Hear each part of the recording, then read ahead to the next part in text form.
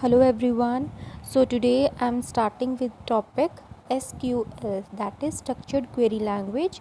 It is for grade 12th. Subject is IT. Subject code is 802 and unit 1, that is database concepts. So structured query language. In previous video I have explained the topic of relational database. So to maintain the relational database we need a language to communicate, like we communicate with each other with the help of a language, Hindi, English, or any specific language. In the same way, when we interact with any software, so developers interact with the software with the help of the language. So with the relational database we interact with the software with the help of SQL, that is structured query language. So it is a language which is used to manage data stored in a RDBMS. Means structured query language की help से आप RDBMS में data को store करते हैं and it is use to access and manipulate databases. So it means that कि structured query language की help से आप डेटाबेस में आपको डेटा इंसर्ट करना है, डिलीट करना है, डेटा चेंज करना है, सो कोई भी ऑपरेशन आप परफॉर्म करते हो डेटाबेस पे with the help of structured query language. So SQL became a standard of the American national standards institute in 1986 and of the International Organization for Standardization in 1987. So students, किसी भी language को जब हम study करते हैं तो उसमें जब हम डेटा एंटर करते हैं, हमें फर्स्ट थिंग जो डेटा में इम्पॉर्टेंट होती है that is the data type, कि हम किस टाइप का डेटा एंटर कर रहे हैं. So here are some data type. First is char, then is varchar. So there is difference between char and varchar. The difference is that the memory, कि जो हम कैर एंड वेरचर डेटा टाइप में data को store करते हैं उसमें storage memory जो होती है वेरचर में ज़्यादा होती है in spite of char. And in char example you can see that we have taken 5 characters and each and space between each and every character is same. But in varchar you can see that Vijay, after Vijay there is space and then Kumar. So these kinds of thing we can use in varchar. Now there is date data type. We use it to format the date of any data. Then there is integer. For numeric values we use integer data type. Then there is decimal data type. So for the floating numbers, for the decimal number we use decimal data type. Now there is DDL. The concept of DDL is data definition language. Means the DDL, under the DDL commands it changes the structure of the table, like creating a table, deleting a table or altering a table. DDL में हम जो table का structure होता है उसमें changes करते हैं. For example आपने टेबल को क्रिएट करना है, फर्स्टली आपको टेबल को क्रिएट करना है, तो उसके लिए हम स्ट्रक्चर्ड क्वेरी लैंग्वेज में जो सिंटेक्स यूज़ करते हैं वो कौन सा है? Create table, table name. This is create, as we have to create. So firstly there is, you will write create and then there is table and then table name. Okay, for example you have to create table of employee, so you will write here create table employee. Here in the example you can see that I have to create the table of teacher, so I have written it create table and name of the table. So I am using it, name of the table is teacher, so teacher is my table name. Inside this table I have to make columns. Okay, so if I have to take teacher ID as a attribute, so then I will write their name of the column, means column name, and then data type. So I will write here teacher ID and then name, data type will be integer. Means the values जब मैं table create कर रही हूँ teacher का, उसमें मैंने एक attribute लिया है टीचर आईडी, एंड आईडी जो है आई वांट कि वो न्यूमेरिक हो. तो न्यूमेरिक के लिए हम इंटीजर डेटा टाइप यूज़ करते हैं.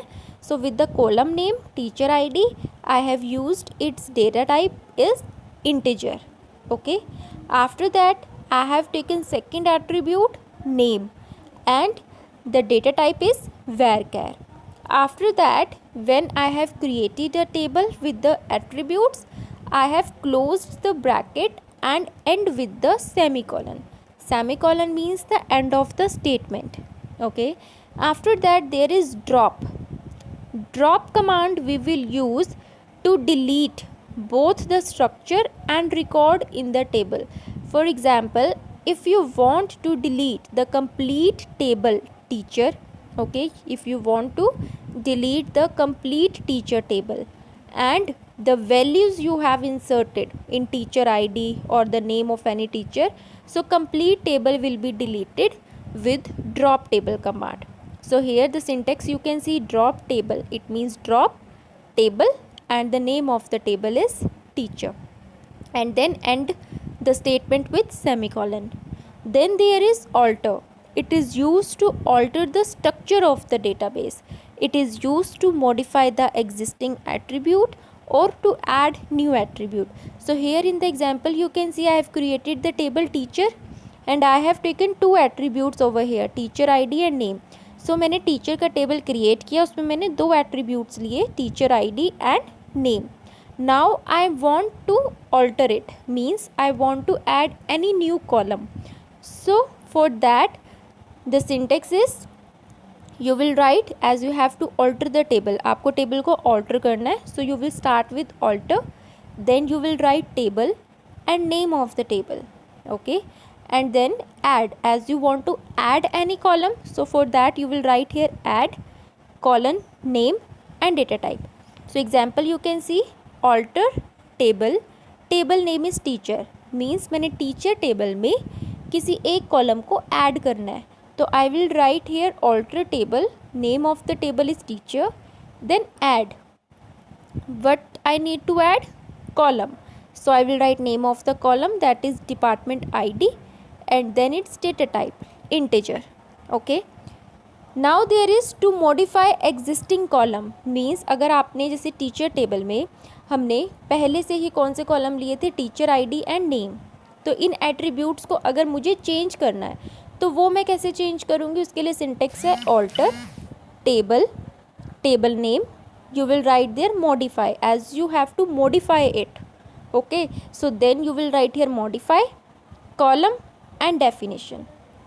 Okay, example देखिए, alter table, name of the table teacher, modify, and then in bracket you will write name, name is the column name.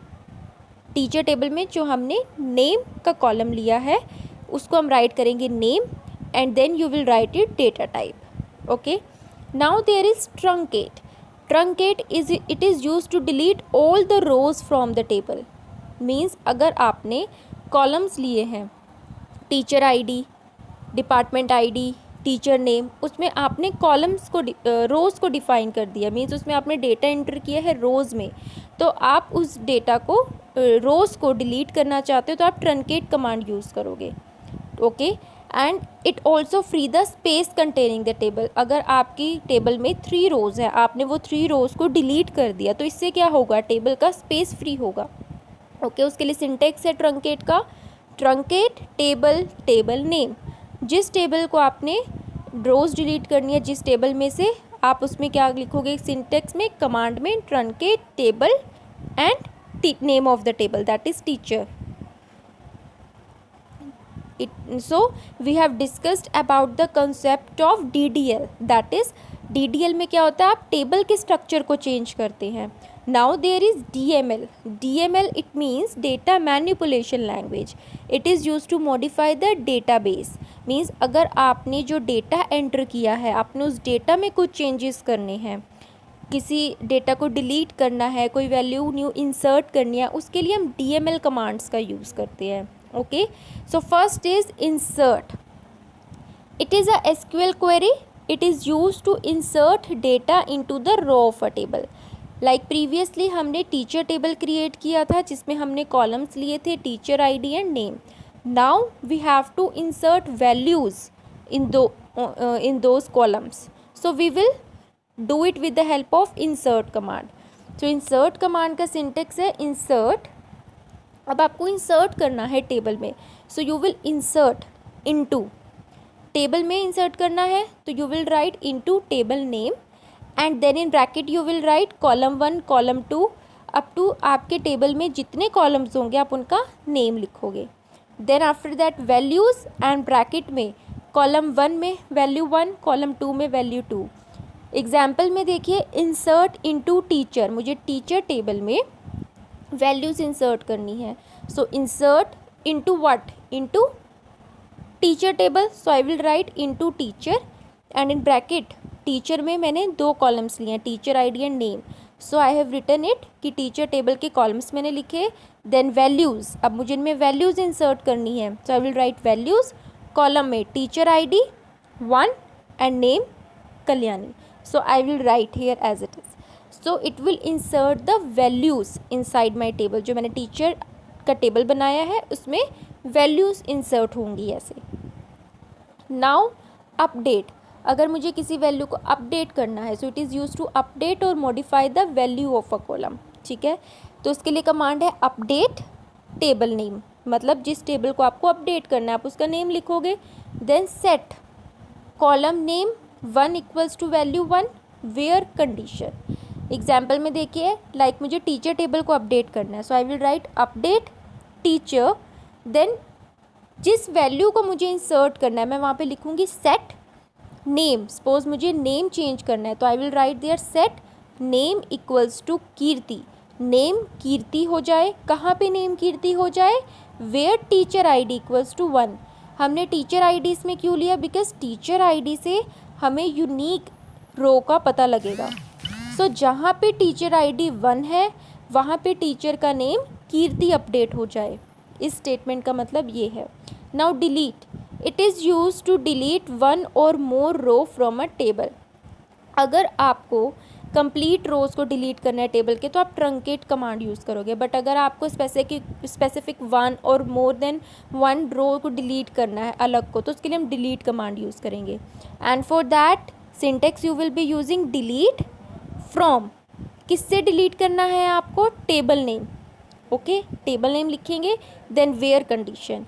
So like आपको एक रो डिलीट करनी है जिसमें टीचर आईडी 1 है.